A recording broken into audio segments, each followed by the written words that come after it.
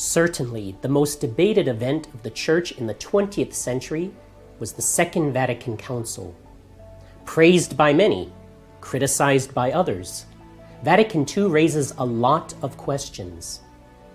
In this video, we will explain what the Second Vatican Council was.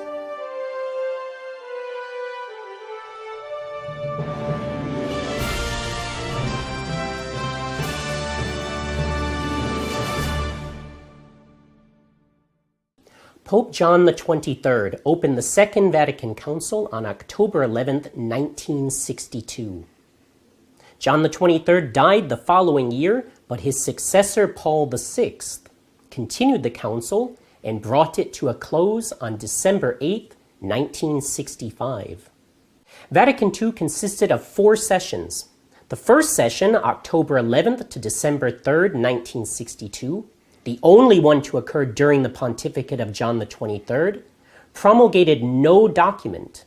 It was essentially used to shockingly discard the documents wisely prepared during the previous 3 years of preparation. Vatican II was the 21st Ecumenical Council. It was the biggest in terms of the number of participants. Over 2,000 bishops attended.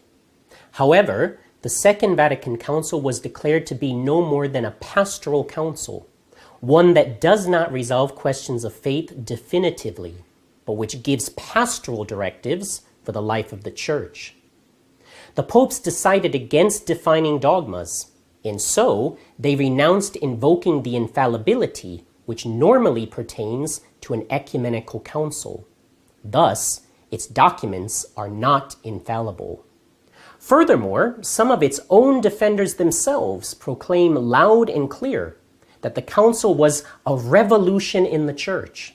For instance, Cardinal Suenens made a parallel between the council and the French Revolution, saying that Vatican II was 1789 in the Church.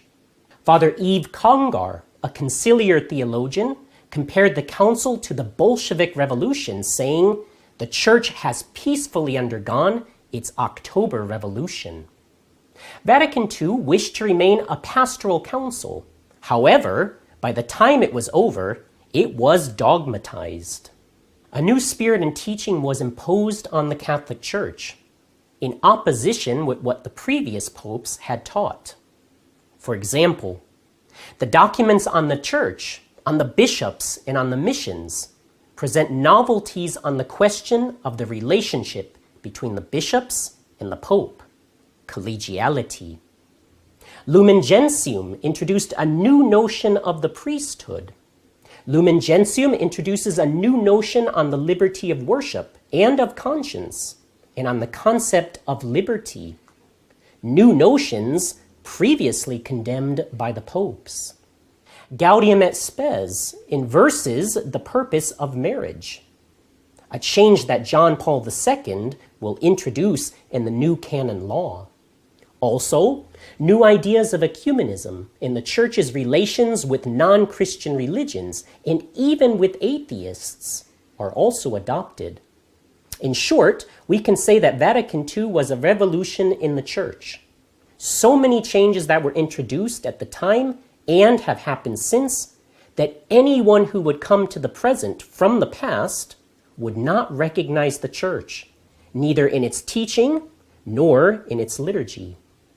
For further understanding and insight on this question, we recommend reading I Accuse the Council and A Bishop Speaks, both by Archbishop Lefebvre, which can be found at angeluspress.org. Another great source we recommend is to read The Second Vatican Council, An Unwritten Story by Roberto de Mattei, also available at angeluspress.org.